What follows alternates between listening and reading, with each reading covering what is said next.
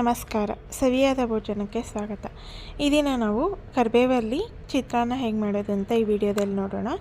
ಮೊದಲನೇದಾಗಿ ಒಂದು ಮಿಕ್ಸಿ ಜಾರ್ಗೆ ನಿಮ್ಮ ಖಾರಕ್ಕೆ ತಕ್ಕ ಹಾಗೆ ಹಸಿಮೆಣಸಿನ್ಕಾಯಿ, ಒಂದು ಹಿಡಿ ಆಗೋಷ್ಟು ಕರಿಬೇವು, 2 ಟೇಬಲ್ ಸ್ಪೂನ್ ಆಗೋಷ್ಟು ಒಣಕೊಬ್ಬರಿ, ರುಚಿಗೆ ಉಪ್ಪು, ಹುಣಸೆಹಣ್ಣು ಸ್ವಲ್ಪ, ಮತ್ತು ಸ್ವೀಟಿಗೆ 1 ಟೀ ಸ್ಪೂನಷ್ಟು ಬೆಲ್ಲ, ಚಿಟಿಕೆ ಅರಿಶಿನ, 1 ಪೀಸಷ್ಟು ಚಕ್ಕೆ, ಒಂದು 4 ಲವಂಗ ಮತ್ತು ಮೆಣಸು ಒಂದು ಅರ್ಧ ಟೀ ಸ್ಪೂನಷ್ಟನ್ನು ಹಾಕಿ ಪುಡಿ ಮಾಡ್ಕೊಳ್ಳಿ. ಈಗ ಚಿತ್ರಾನ್ನಕ್ಕೆ ಒಗ್ಗರಣೆ ಮಾಡ್ಕೊಳ್ಳೋದಕ್ಕೆ ಒಂದು ಪ್ಯಾನ್ ಇಟ್ಟು ಅದಕ್ಕೆ ಎಣ್ಣೆ ಕಾದ್ಮೇಲೆ ಸಾಸಿವೆ ಹಾಕಿ, ಸಾಸಿವೆ ಸಿಡಿತಾ ಇದೆ ಅನ್ನೋವಾಗ ಕಡಲೆಬೇಳೆ, ಉದ್ದಿನಬೇಳೆ ಮತ್ತು ಕಡಲೆ ಬೀಜನ ಹಾಕ್ಕೊಂಡು ಚೆನ್ನಾಗಿ ಹೊಂಬಣ್ಣ ಬರೋವರೆಗೂ ಫ್ರೈ ಮಾಡ್ಕೊಳ್ಳಿ.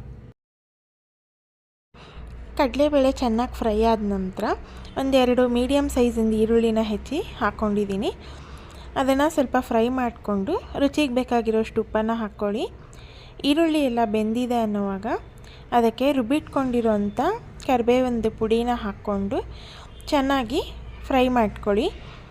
ಯಾವುದೇ ಕಾರಣಕ್ಕೂ ನೀರನ್ನು ಸೇರಿಸ್ಬೇಡಿ. ಈ ರೀತಿ ತರ್ತರಿಯಾಗಿ ಪುಡಿ ಮಾಡಿಕೊಂಡ್ರೆ ಸರಿ ಹೋಗುತ್ತೆ. ನೀರು ಹಾಕಿ ಪೇಸ್ಟ್ ಮಾಡಿದ್ರೆ ಗೊಜ್ಜು ಚೆನ್ನಾಗಾಗೋದಿಲ್ಲ ಮತ್ತು ತುಂಬಾ ಟೈಮ್ ಹಿಡಿಯುತ್ತೆ ನೀವು ಗೊಜ್ಜನ್ನು ರೆಡಿ ಮಾಡ್ಕೊಳ್ಳೋದಕ್ಕೆ. ಈ ಥರ ಪುಡಿ ಮಾಡ್ಕೊಳ್ಳೋದ್ರಿಂದ ಕ್ವಿಕ್ಕಾಗಿ ಆಗುತ್ತೆ. ಲಂಚ್ ಬಾಕ್ಸ್ಗೆ ಎಲ್ಲನೂ ತುಂಬ ಕ್ವಿಕ್ಕಾಗಿ ಮಾಡ್ಕೋಬಹುದು.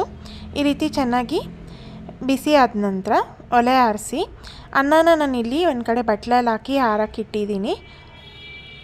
ಅನ್ನ ಆರಿದ ನಂತರ ಮಾಡಿಟ್ಕೊಂಡಿರೋಂಥ ಗೊಜ್ಜನ್ನು ಸ್ವಲ್ಪ ಹಾಕ್ಕೊಂಡು ಚೆನ್ನಾಗಿ ಕಲಿಸ್ಕೊಂಡ್ರೆ ಆಗುತ್ತೆ. ಇಲ್ಲ ನೀವು ಬೇಕಾದರೆ ಅನ್ನ ತಣ್ಣಗಿದೆ ಅನ್ನೋದಾದರೆ ಗೊಜ್ಜನ್ನ ಒಂದು ಬಟ್ಲಿಗೆ ತೆಗೆದಿಟ್ಟು ಅನ್ನನೇ ಅದಕ್ಕೆ ಹಾಕಿ ಬಿಸಿ ಮಾಡಿ ಕೂಡ ಸೇರಿಸ್ಕೋಬೋದು.